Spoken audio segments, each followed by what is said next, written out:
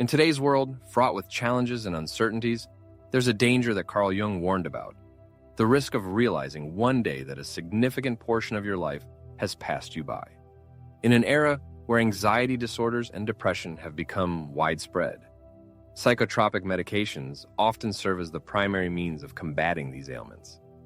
However, as practice shows, medication doesn't always lead to the desired results, and sometimes turns into a kind of crutch, supporting a person throughout their life, but not eliminating their psychological vulnerability. Fortunately, there are alternative approaches to treating anxiety and depression that offer a deeper and more sustainable solution to the problem. Carl Jung, a prominent Swiss psychiatrist and psychologist, believed that in most cases, anxiety and depression are not the result of any brain dysfunction, but rather the result of an incorrect lifestyle, a discrepancy between expectations and reality.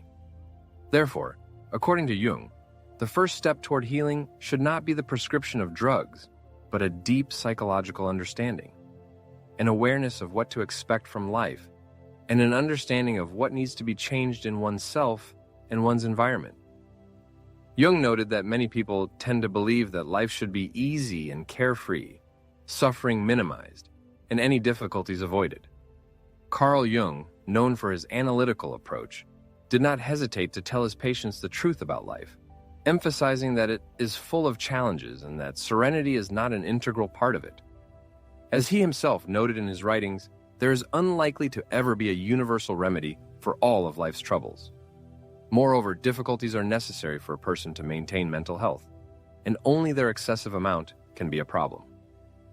Acknowledging the inevitability of difficulties and understanding that valuable achievements require effort allows us to stand firmly on our feet in the real world and opens the way to positive change.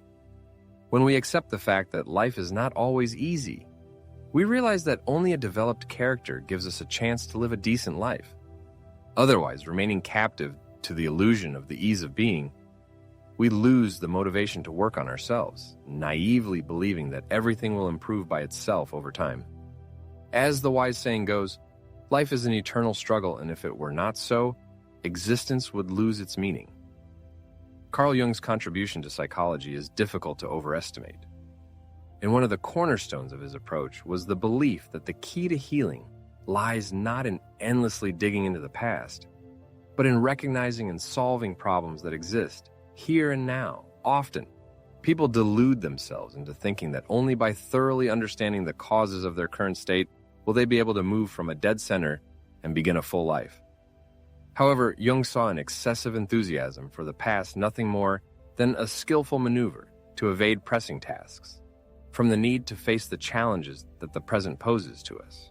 Jung argued that human nature is such that both a neurotic and a perfectly healthy individual subconsciously seek to avoid self-analysis and the search for internal causes of discomfort, preferring to project blame outward, onto other people or circumstances, taking it as far as possible into the past. This is because facing one's own imperfection and recognizing the need for change is perceived by the psyche as a threat, as a disgusting risk. In comparison with this risk, as Jung wrote, it seems much more tempting to shift responsibility onto the shoulders of another or, in extreme cases, to blame everything on early childhood trauma, presenting it as some kind of fatal predestination. In his groundbreaking works on analytical psychology, in particular in the work Two Essays on Analytical Psychology, Carl Jung emphasized the importance of psychological understanding for achieving healing.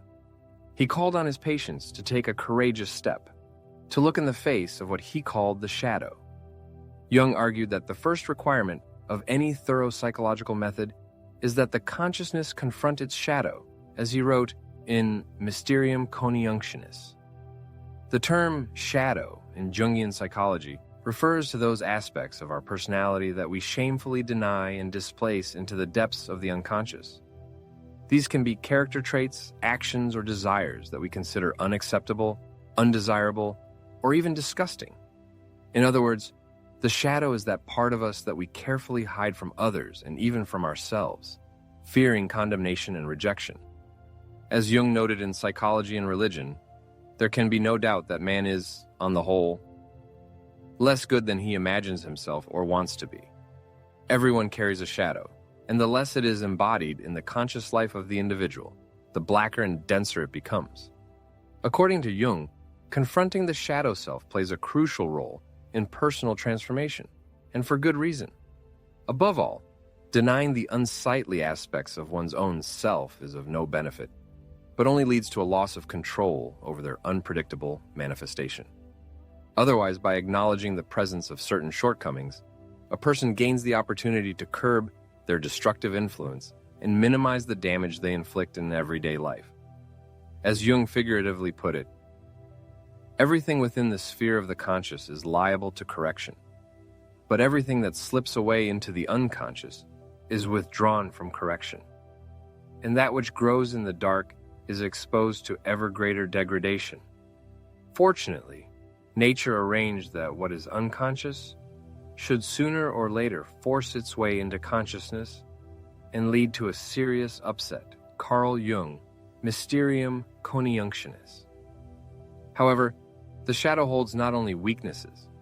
Often it consists of strengths suppressed at a young age under the influence of peers, relatives, or society as a whole, which instilled a false belief about their unacceptability. It is inherent in human nature to suppress certain emotions and qualities, such as anger, or the ability to stand up for one's interests. Awareness of one's shadow, as Carl Jung wrote, opens access to vital aspects of personality. Jung noted that the shadow is not just an accumulation of negative traits, but rather something inferior, primitive, unadapted, and awkward, containing the potential to enrich human existence, but suppressed by social norms. One way to know one's own shadow is to observe the weaknesses and shortcomings of others. People tend not only to suppress undesirable traits in themselves, but also to project them onto others. By analyzing which qualities of loved ones cause irritation, you can get valuable information about your own shadow. In addition to observing others, it is important to reflect on the motives of one's own actions, especially those for which one feels ashamed. Openness to self-criticism, when justified, also helps to bring the shadow to the light of consciousness. As Carl Jung shrewdly noted, often the only obstacle preventing us from seeing our own shadow is a lack of sincerity before ourselves. He argued that, with a little self-criticism, one can see through the shadow. Along with the awareness of the shadow aspects of personality, Jung considered it his duty to help patients find meaning in existence. In his opinion, when a person is in the grip of deep depression or suffers from an anxiety disorder, it is necessary to realize their role in the divine drama of life in order to heal. To better understand this concept, one can turn to an episode from Jung's life when he met with the chief of the Pueblo tribe in the first half of the 20th century. During a conversation about the traditions of the tribe, the chief noted, "Yes, we are a small tribe, and these Americans are trying to interfere with our religion.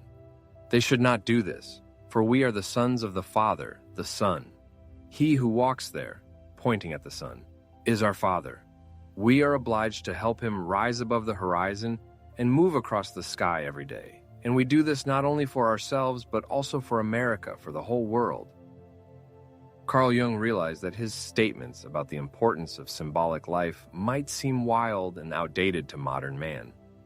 However, as he emphasized, representatives of those cultures that live in harmony with symbols do not experience the torments that plague us.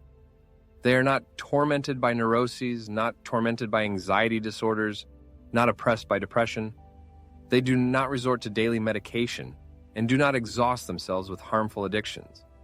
On the contrary, these people are an example of high functionality, perceiving themselves as performers of an important role in the divine drama of life, filling their existence with deep meaning and a clear purpose. As Jung himself wrote, these people have no problems in our understanding. Their lives are filled with everyday worry, but also with deep symbolic content. They wake up every morning with an awareness of their great and sacred responsibility. They are the sons of the Son, the Father, and their daily duty is to help the Father shine above the horizon, not only for themselves, but for the whole world. According to Jung, in these people there is a natural, dignified feeling. In his analysis of the human psyche, Jung contrasts the entrenched way of life inherent in some cultures with the dynamic but often troubled existence of a Western woman he met. This lady, according to Jung, was an example of an unquenchable thirst for change, constantly moving from one point of the world to another in a continuous search which, however, did not bring her genuine satisfaction. I was struck by the look I saw in her eyes, the look of a hunted beast rushing about in search of something elusive. She seems to be obsessed with some idea. But why is she in this state? Because her life lacks deep meaning. Her existence is absurdly trivial. It has no higher purpose. If she were to leave this life today, the world would not notice her absence. Nothing would change, because she was nothing, simply a shadow. This statement by Carl Jung, taken from his work, The Symbolic Life, highlights a problem that has plagued many inhabitants of the Western world. This compulsive striving for something more manifests in various ways. Some frantically move from one city to another. Others tirelessly seek the ideal romantic partner, while still others are obsessed with accumulating wealth, striving for high status, fame, or recognition in the virtual space of social networks. However, regardless of the external form, the root of this insatiable thirst is the same. The individual is trying to escape the perceived banality of their existence, the feeling of inner emptiness. People often seek ways to fill the emotional void that forms when life lacks a higher purpose. However, as Jung astutely observed, this existential emptiness cannot be filled with material possessions or even fleeting experiences. True fulfillment comes only when a person realizes that their existence is filled with meaning and significance. Jung provides the example of a woman who, recognizing her role in the cosmic drama, finds inner peace and confidence. According to Jung, if this woman could proudly declare, "I am the daughter of the moon, and every night I help my mother, the moon, rise above the horizon," her life would take on a completely different dimension. Her existence would be filled with meaning that would be inextricably linked to the universal order and the good of all humanity. It is this sense of belonging to something greater than oneself that gives a person genuine peace and satisfaction. When people feel like actors in a divine play, their lives take on a higher meaning, and everything else, including career and having children, pales in comparison to this fundamental truth. Jung, of course, was not advocating that everyone blindly adopt the mythology of the Pueblo people. His point was that the root of many people's suffering lies in the feeling of meaninglessness in their existence. It is the absence of a higher purpose and significance that leads to emotional emptiness and dissatisfaction. For those seeking to break free from the shackles of anxiety and depression, the key task lies in understanding the deep meaning of their existence. In other words, it is necessary to find a compelling justification for one's life, similar to the Pueblo Indians, who steadfastly believed in the meaningfulness of each day lived. The paths to achieving this goal may vary. For some, it is faith and religious dogma. For others, it is active participation in promoting universal human values such as justice, freedom, and unity. And for still others, it is creative self-expression. However, in the modern Western world, where the dominant mythology has lost its power, the responsibility for finding meaning in life rests entirely on the shoulders of the individual. Only a few will succeed in this task, and they will live a full, meaningful life. The majority, on the other hand, are doomed to years or even decades of meaningless suffering and fruitless searching. As Carl Jung wrote, "I am only concerned with the realization of what is in each individual. That is the whole problem. That is the problem of the true Pueblo. That I do today all that is necessary so that my father can rise above the horizon." These words emphasize the importance of recognizing one's role in the overall flow of life and the responsibility for contributing to its development. In the annals of psychology, the name Carl Jung is engraved as a symbol of deep insight into the mysteries of the human psyche. His work, The Symbolic Life, is the quintessence of his views on the role of symbols in shaping consciousness and understanding the world. Jung viewed symbols not simply as conventional signs, but as living entities, capable of opening the gates to the unconscious and guiding a person on the path of self-discovery.